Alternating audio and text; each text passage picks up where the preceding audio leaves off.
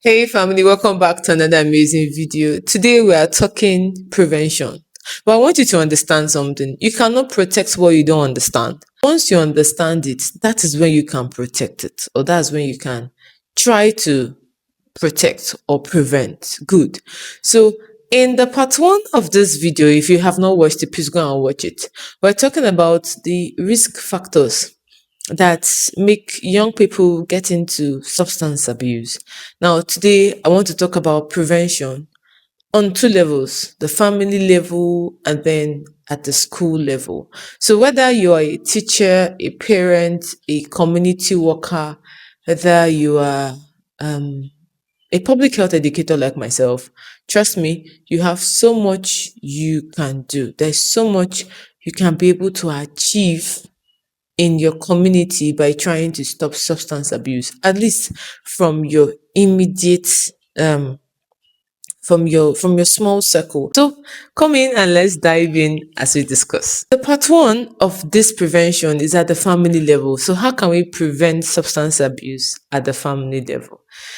Substance abuse is a very tricky topic because most times people don't even know what substance abuse is and how they get to abuse substances. We talked about substance in the risk factors, and we mentioned the different substances. In the first part of this video, we mentioned inhalants, we mentioned alcohol, cannabis, crack, ice, molly, and so on and so forth. There are different names. Good. So at the family level, the first strategy is to create an open communication. The home should be a safe space, and let your children be able to speak about what's bothering them, how they feel, how things get to be, how school is. You mustn't wait for them to raise the communication. You could ask them questions like, how was school today? How do you feel? What are the boys in your class discussing this week? Or how are they or what are your plans in school this week? You can ask the girls the same question, right? Because whether it's a boy or a girl child, anybody is susceptible to substance abuse. So create an atmosphere, a room for open, non-judgmental communication. Be able to ask them questions, and you too be able to answer when they ask you. Be able to answer without you trying to use the superiority complex to say, come on, why are you asking me that question? No, don't do that. If you're going to be asking them without without you acting judgmental, then you should be able to answer when they're asking you questions too. As an educator, a certified educator, I can tell you that at times when students ask me questions, I would not want to answer them, but I just have to answer because you need to create that open space that they speak to you and you speak back to them. It is important. They need to know that you are a safe space, that they can come and speak to Ma about something, and Ma will not feel angry or something. Or so firstly, I will urge you to listen, and then next thing you can lecture. You have to listen first. If you don't listen to the children, to your child talking to you at home, you won't be able to lecture them. You need to first of all listen to them, find out what they think about a particular thing. Then before you can go ahead to lecture them, you must listen non-judgmentally without questioning what's wrong they have done. Then before you can go on, you can now go on. Parents, listen to me before I even forget this. You must create a safe space that your child can come back home to. If something happens to your child outside, they could just say, I ran back home. I am back home. Something happened. There should be a safe space that your child can come back home to. If that safe space is not there, please go and build it. Send this video to a parent. Go and build that safe space, because your child needs to have a place to come back home to when the child feels shut out by the world, or when they have met a crossroad in their various lives. So the second strategy here is know the warning signs. Behavior, change in habits. They now begin to avoid social events. They want to be locked up inside the room. Sudden mood swings, behavior, they act agitated, always screaming and shouting. Notice the warning signs. Please take note of them. Look at the changes they have in friends and social groups, the kind of friends they keep. I also want to say this as African parents, be open to allowing your children bring their friends home. You see this point now. I want to give you a personal story. So there's this young boy that comes around my younger brother, and um he has been coming around, and all of a sudden, this particular young man went ahead to steal from us. In fact, he had been picking things bit by bit. We've been suspecting, but then we didn't want to just assume that was what was happening. What did he even pick? Well, metal rods. In Nigeria, you know iron condemn. These Hausa guys that go about with a barrow to pick up scrap metals and waste. So he picked up irons, like metal rods, went and sold them. And those rods, they were not the cheap versions. Those rods are the very heavy duty rods, the ones they use in building flyovers and bridges, heavy duty roads, but they are short, short, short. So he picked most of them, even plus the tiny ones, and went and sold them. So if we didn't allow him bring in his friends, we will not know that this particular friend is perfect in stealing. Oh my God, it's very perfect in stealing. So that was how we got to find out, and it was an eye opener. So till date, I always wonder and say, if this friend thought that we had so much money, that's how the friend would have woken up one day to come to shoot us. To say, okay, you will have 200 million naira somewhere, give me the money. Not knowing that maybe we're just living on borrowed grace that God has given us. Ha. Okay, so parents, watch for warning signs. Watch when they change their friends, their social groups. Watch when their performance in school drops. A child that was an A student drops to a C. Please ask questions. It might not be drug abuse. Um, it could be molestation. It could be sexual assault. It could be sexual harassment. Right? It could be a loss of self, and the child now drops in their performances. Please watch out for this. Watch out when the child begins to lie uncontrollably. Hey, God. There's some children that lie. In fact, they lie until the lie feels like the truth. Watch out for when your child starts behaving like that, or when your child breaks promises.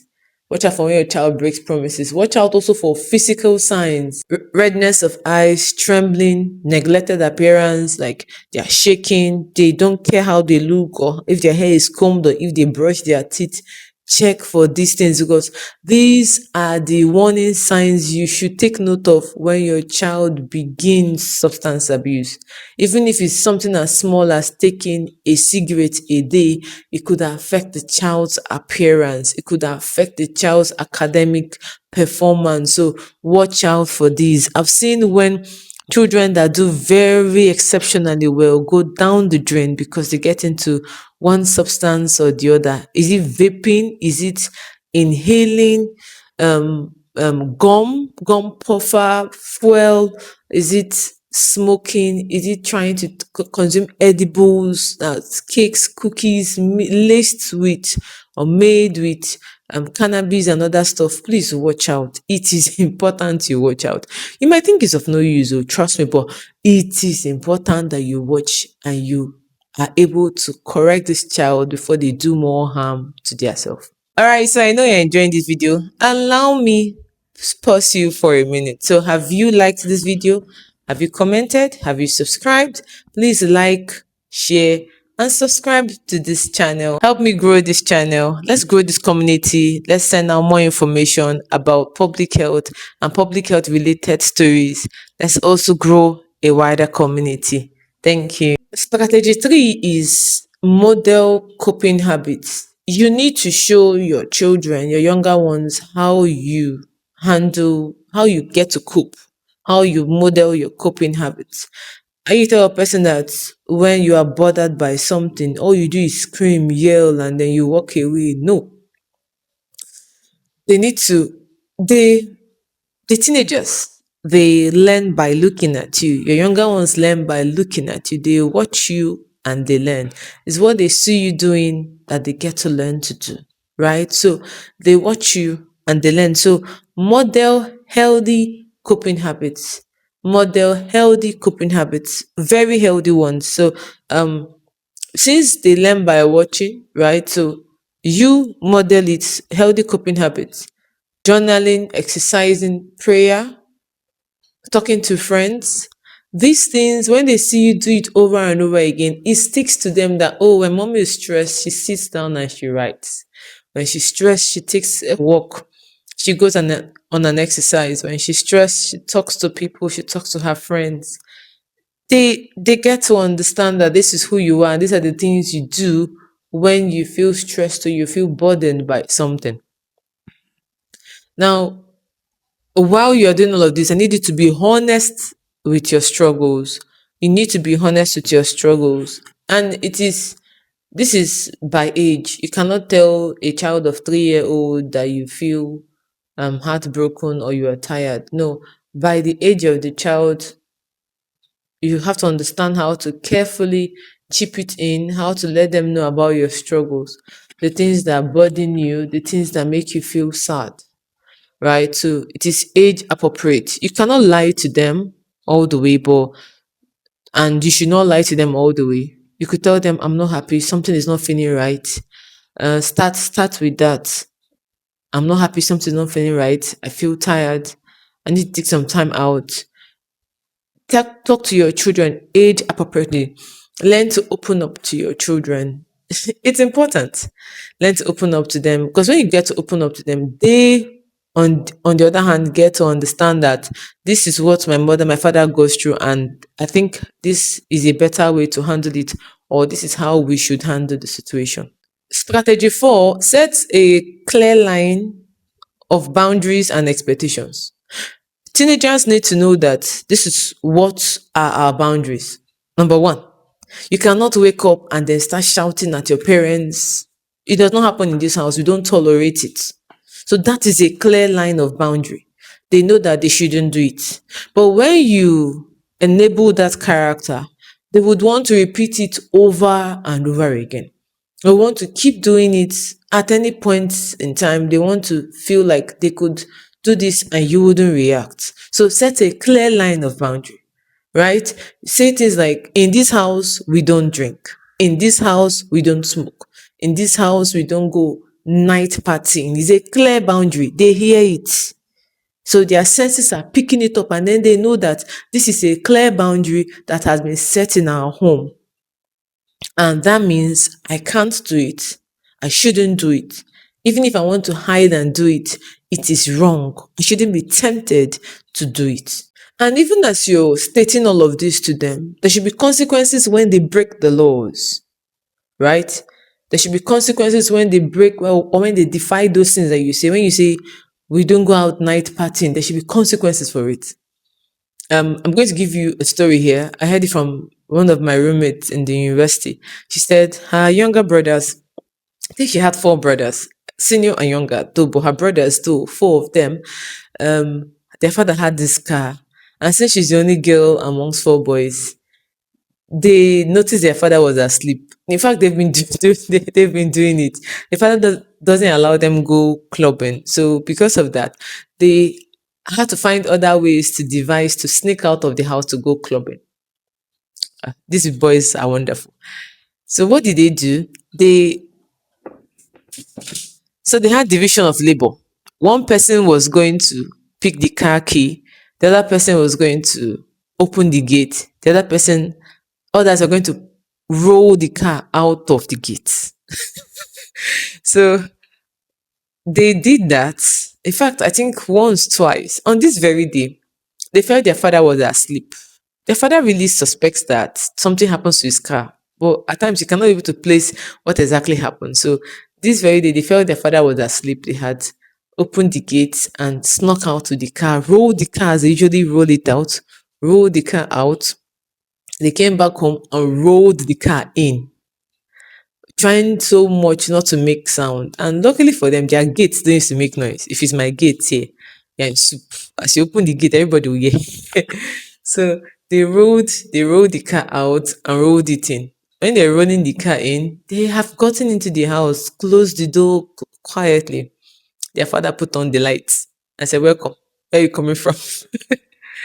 That very moment, I think he flogged them. For those of you that say flogging is wrong, it's causing trauma, blah, blah, blah, it's your business. So he flogged them. I think also gave them punishments for rolling his car out at night and rolling it back in for the past days without him noticing.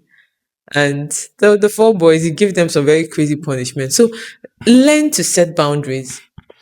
And for the boundaries, when they cross it, when they break those boundaries, there must be consequences. The consequences is not out of punishment, but out of love, to let them know that I am protecting you from danger. I'm not saying you can't be you or you can't achieve what you want to achieve, but what I'm saying is that you should be protected. You should learn that I am protecting you from any other thing that could stand as a danger or as a threat to your life. Strategy 5, strengthen family connection. Another way of preventing at the family level is by strengthening family connection. And one way to do this, or one of the numerous ways, is spend quality time. Be available at their school events, their parties. It's not just the mother's role, the father's role. Be available at their school events, their parties, group events. Be available at any event at all that they will be doing. Be available at those events and ensure that you make yourself present there.